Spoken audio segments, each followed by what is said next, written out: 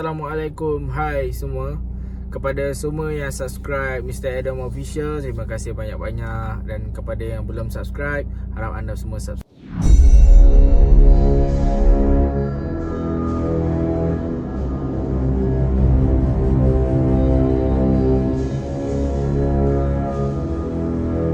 Okey, macam saya janjikan, kita akan menceritakan konten-konten yang seram untuk konten yang next. So inilah cerita seram untuk kali ini. Kisah ini menceritakan tentang penjaga rumah.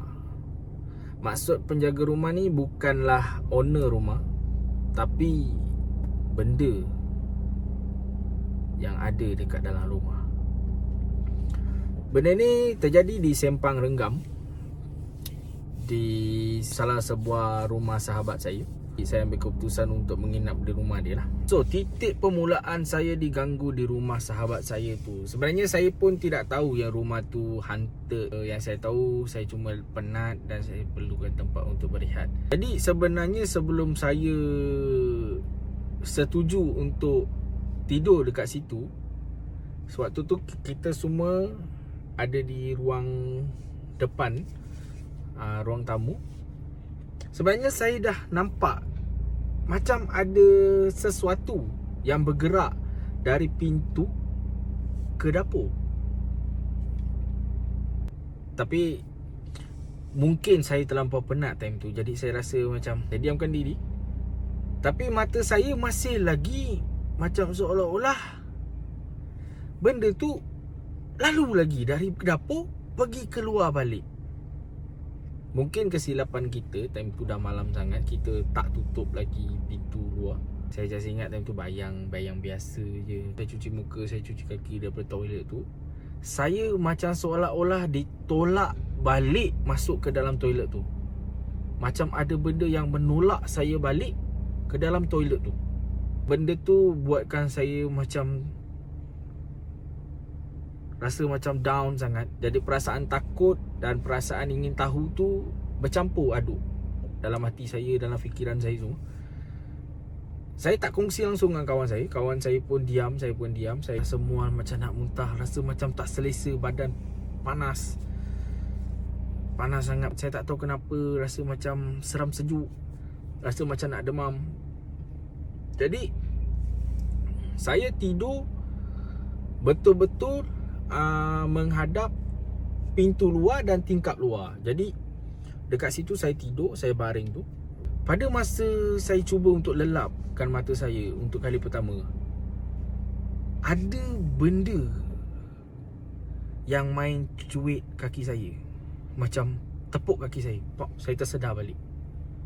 Dan saya lihat kawan saya tidur dekat hall tengah. Dia tengah tidur kat sana, depan TV. Jadi dalam hati saya, siapa yang sentuh kaki aku? Saya rasa macam serba tak kena. Tiba-tiba suasana ruang tamu tu jadi panas. Sangat-sangat panas. Padahal kipas tu memang kuat, tapi sangat panas. Saya rasa macam betul-betul tak selesa. Rasa macam ada benda sangat yang tengah memerhati saya daripada tingkap luar. Mata saya tak lepas pandang dekat tingkap tu. Saya tak tahu kenapa, bila saya sedar, mata saya tengok tingkap. Bila saya sedar, mata saya tengok tingkap. Dekat situ saya dah dapat rasa macam betul-betul ada benda yang sebenarnya tak setuju yang saya tidur situ. Seolah-olah dia marah. Dia nak mengatakan, kau keluar dari rumah aku. Saya cuba lagi tidur untuk kali kedua. Saya lelapkan mata saya lagi. Saya cuba pusing ke kiri dan ke kanan balik. Keadaan saya tidur memang menghadap ke pintu, tapi sebelah kanan saya ni memang ada sofa kayu jati. Saya dapat rasakan yang ada satu benda ataupun ada satu sosok besar yang tengah baring kat sebelah saya. Time tu saya macam memang sangat-sangat terasa time tu. Lepas tu, bila saya dah rasa benda tu, saya tengok tak ada. Jadi fikiran saya dah mula bercelaru, macam ketakutan. Dari situ kemungkinan datangnya kekuatan untuk diorang. Mula dia tunjukkan penampakan-penampakan yang tak sepatut ditunjukkan. Macam contoh, bila saya dah toleh ke kiri, saya nampak tapak macam seolah-olah orang berlari jenjit depan saya, laju. Dan saya rasa macam, apa benda ni? Saya memang takut gila. Saya diam. Jadi saya ambil keputusan untuk tidur menegak. Okey, saya tidur menegak. Saya kejam mata.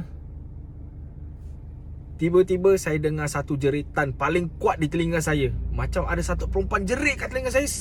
Tiba badan saya dihempak dengan benda. Dalam hati saya menjerit, saya azan, saya mengucap, saya doa macam-macam, saya jerit sekuat-kuat hati saya. Tapi sahabat saya dekat sana tak dengar langsung jeritan saya. Saya sampai benda tu memang saya dengar. Bila sebelum dia menjerit tu, saya dah tengok tu, saya nampak muka yang sangat hodoh sangat time tu. Memang menyeramkan. Dia jerit kat tengah saya toleh. Saya terus cari kejung. Saya dihempak pada masa tu. Saya cuba bergelut untuk bergerak. Langsung tak boleh bergerak. Bibir saya tak boleh buka apa, tak boleh bercakap. Saya menjerit dalam hati saya. Saya menjerit sekuat hati saya. Satu saat tu saya macam dilepaskan. Saya sedar. Saya kejut sahabat saya suruh dia tidur rapat sikit. Saya cakap, ada benda yang tak terurus kat rumah ni. Saya cakap dengan dia, kau tolonglah tidur rapat sikit aku. Tapi lepas tu saya ambil keputusan. Saya masuk bilik air, saya ambil air sembahyang semua. Saya baring balik. Untuk yang terakhir dia ganggu saya, pintu tingkap atas tu ada tingkap kecil. Saya lelap, saya letak kepala, saya angkat mata saya, tengok ke pintu tu. Ada satu kepala tengah tengok muka saya, macam seolah-olah marah sangat. Macam suruh kau keluar. Saya istighfar, saya doa banyak-banyak. Saya doa macam-macam saya doa. Saya tarik nafas, saya kejam mata tanpa tidur.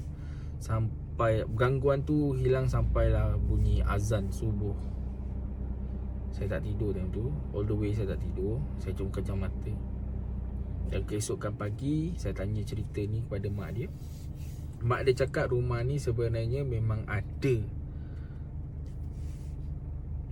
alam lain yang duduk sebelum diorang duduk, yang tak pernah ganggu diorang. Mungkin saya orang luar, mungkin benda tu tak suka kehadiran saya. Allahualam. Jadi itulah pengalaman saya untuk kali pertama saya dihempap oleh makhluk ni.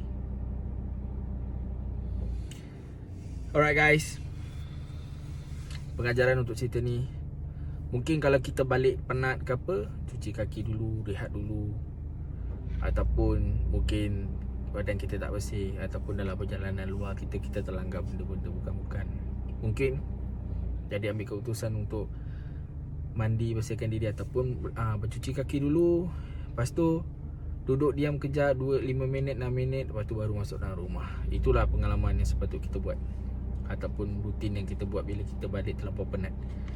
Takut-takut ada benda ikut kita, ataupun takut-takut ada benda ikut kita, dan dalam rumah tu pun ada benda, jadi diorang berlawan dan mangsanya kita.